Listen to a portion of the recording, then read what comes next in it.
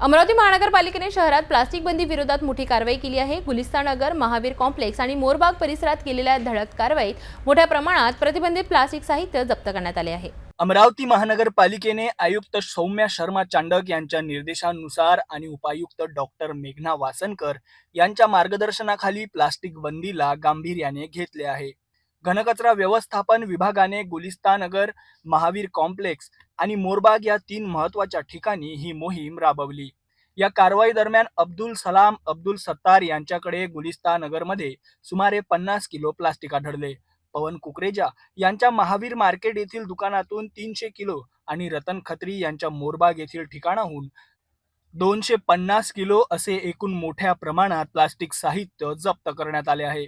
या कारवाईमध्ये वैद्यकीय अधिकारी डॉक्टर अजय जाधव, पशुशल्य चिकित्सक डॉक्टर सचिन बोंद्रे यांच्यासह पोलीस आणि महानगरपालिकेच्या अनेक अधिकाऱ्यांनी सहभाग घेतला होता।